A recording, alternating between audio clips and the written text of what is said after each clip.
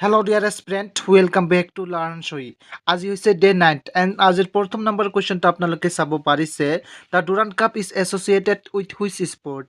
Durant cup কি খেলৰ সৈতে জড়িত? অপশ্যন কেইটাৰ ভিতৰত ইয়াৰ কাৰেক্ট অপশ্যনটো হ'ব অপশ্যন বি। অপশ্যন বি হ'ব ফুটবল। ডুৰাণ্ট কাপ ফুটবলৰ সৈতে জড়িত। নেক্সট কুৱেশ্যন চাব পাৰিছে আপোনালোকে which country won the first FIFA World Cup in 1930। 1930 চনৰ প্ৰথম ফিফা বিশ্বকাপ কোন দেশ জিকিছিল? ইয়াৰ কাৰেক্ট অপশ্যনটো হ'ব অপশ্যন চি। অপশ্যন চি হ'ব উৰুগুৱে। 1930 চনৰ প্ৰথম ফিফা বিশ্বকাপ উৰুগুৱে জিকিছিল। Next question the Santosh trophy is awarded in which sport. Santosh trophy কোন খেলাত প্ৰদান কৰা হয়? ইয়াৰ কাৰেক্ট অপশ্যনটো হ'ব অপশ্যন এ। অপশ্যন এ হ'ব ফুটবল। সন্তোষ ট্ৰফি ফুটবল খেলত প্ৰদান কৰা হয়। নেক্সট কুৱেশ্যন চাব পাৰিছে আপোনালোকে which year did India win its first cricket World Cup. Bharat প্ৰথমবাৰৰ বাবে কেতিয়া ক্ৰিকেট বিশ্বকাপ জিকিছিল? ইয়াৰ কাৰেক্ট অপশ্যনটো হ'ব অপশ্যন বি। অপশ্যন বি হ'ব 1983। 1983 চনত ভাৰতে প্ৰথমবাৰৰ বাবে ক্ৰিকেট বিশ্বকাপ জিকিছিল। Next question who wrote Gitanjali which won the Nobel prize. Nobel বঁটা লাভ কৰা গীতাঞ্জলি কোনে লিখিছিল? ইয়াৰ কাৰেক্ট অপশ্যনটো হ'ব অপশ্যন এ। অপশ্যন এ হ'ব ৰবীন্দ্ৰনাথ ঠাকুৰ। তাৰ পিছৰ কুৱেশ্যনটো চাব পাৰিছে the first Assamese novel Miri Jiyori was written বাই হুম। প্ৰথম অসমীয়া উপন্যাস মিৰি জীয়ৰী কোনে লিখিছিল? ইয়াৰ কাৰেক্ট অপশ্যনটো হ'ব অপশ্যন বি। অপশ্যন বি হ'ব ৰজনীকান্ত বৰদলৈ। প্ৰথম অসমীয়া উপন্যাস মিৰি জীয়ৰী ৰজনীকান্ত বৰদলৈ লিখিছিল আৰু এইখন 1894 চনত প্ৰকাশিত হৈছিল। ঠিক আছে, মনত ৰাখিব। নেক্সট কুৱেশ্যন চাব পাৰিছে which planet is known as the blue planet. কোন গ্ৰহক নীলা গ্ৰহ বুলি জনা যায়? ইয়াৰ কাৰেক্ট অপশ্যনটো হ'ব অপশ্যন চি। অপশ্যন চি হ'ব আৰ্থ। অৰ্থাৎ পৃথিৱীক নীলা গ্ৰহ বুলি কোৱা হয়। Next question Mount Everest is located in which country. Mount Everest কোন দেশত অৱস্থিত? ইয়াৰ কাৰেক্ট অপশ্যনটো হ'ব অপশ্যন চি। অপশ্যন চি হ'ব নেপাল। নেপালত মাউণ্ট এভাৰেষ্ট অৱস্থিত।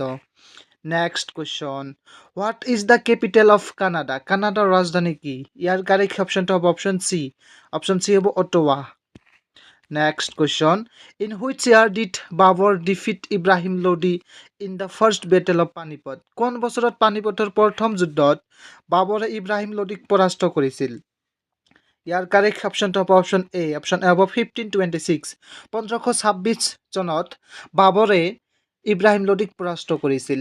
Next question who was the চন অফ বাবৰ। বাবৰৰ পুত্ৰ কোন আছিল? ইয়াৰ কাৰেক্ট অপশ্যনটো হ'ব অপশ্যন বি। অপশ্যন বি হ'ব হুমায়ুন।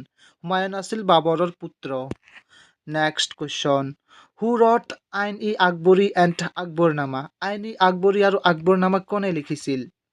অপশ্যন কেইটাৰ ভিতৰত ইয়াৰ কাৰেক্ট অপশ্যনটো হ'ব অপশ্যন এ। অপশ্যন এ হ'ব আবুল ফজল।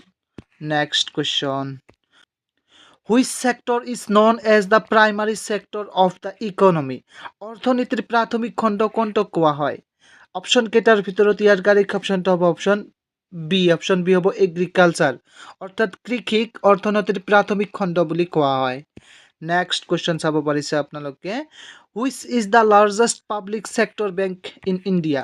ভাৰতৰ আটাইতকৈ ডাঙৰ ৰাজহুৱা খণ্ডৰ বেংক কোনটো? অপশ্যন এ আছে ICICI বেংক, বি আছে HDFC বেংক, চি আছে Punjab national bank and D আছে ষ্টেট বেংক অফ ইণ্ডিয়া। ইয়াৰ কাৰেক্ট অপশ্যনটো আপোনালোকে জানে নিশ্চয়। ইয়াৰ কাৰেক্ট অপশ্যনটো হ'ব অপশ্যন ডি। অপশ্যন ডি হ'ব state bank of India. State bank of India হৈছে ভাৰতৰ আটাইতকৈ ডাঙৰ ৰাজহুৱা খণ্ডৰ বেংক। নেক্সট কুৱেশ্যনটো আপোনালোকে চাব পাৰিছে who is responsible for preparing the Union Budget in India. ভাৰতত কেন্দ্ৰীয় বাজেট কোনে প্ৰস্তুত কৰে? ইয়াৰ কাৰেক্ট অপশ্যনটো হ'ব অপশ্যন চি। অপশ্যন চি হ'ব ফাইনেন্স মিনিষ্টাৰ। অৰ্থাৎ বিত্ত মন্ত্ৰণালয়ে ভাৰতৰ কেন্দ্ৰীয় বাজেট প্ৰস্তুত কৰে। নেক্সট কুৱেশ্যন চাব পাৰিছে how many fundamental duties are mentioned in the Indian constitution.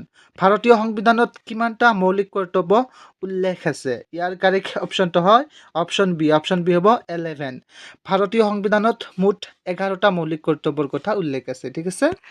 Next question আপোনালোকে চাব পাৰিছে how many high courts R দিয়াৰ ইন ইণ্ডিয়া। ভাৰতত কিমানটা উচ্চ ন্যায়ালয় আছে? ইয়াৰ কাৰেক্ট অপশ্যনটো হ'ব অপশ্যন বি। অপশ্যন বি হ'ব 25। বৰ্তমান ভাৰতবৰ্ষত 25খন উচ্চ ন্যায়ালয় আছে। মনত ৰাখিব। This question is very important for any competitive exam. Next question চাব পাৰিছে আপোনালোকে which is the oldest language in India. ভাৰতৰ আটাইতকৈ পুৰণি ভাষাটো কোনটো? ইয়াৰ কাৰেক্ট অপশ্যনটো হ'ব অপশ্যন এ হ'ব সংস্কৃত। সংস্কৃত হৈছে ভাৰতৰ আটাইতকৈ পুৰণি ভাষা। Next question, who is the author of Ramayana? Ramayana কোনে লিখিছিল? অপশ্যন কেইটাৰ ভিতৰত ইয়াৰ কাৰেক্ট অপশ্যনটো হ'ব অপশ্যন বি হ'ব বাল্মীকিয়ে ৰামায়ণ লিখিছিল। নেক্সট এণ্ড লাষ্ট কুৱেশ্যনটো আপোনালোকে চাব পাৰিছে, in which state is the hornbill festival celebrated?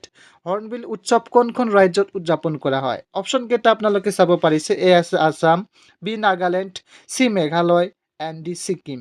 এই অপশ্যন কেইটাৰ ভিতৰত কাৰেক্ট অপশ্যন কোনটো হয় আপোনালোকে কমেণ্ট বক্সত কমেণ্ট কৰি জনাব, ঠিক আছে।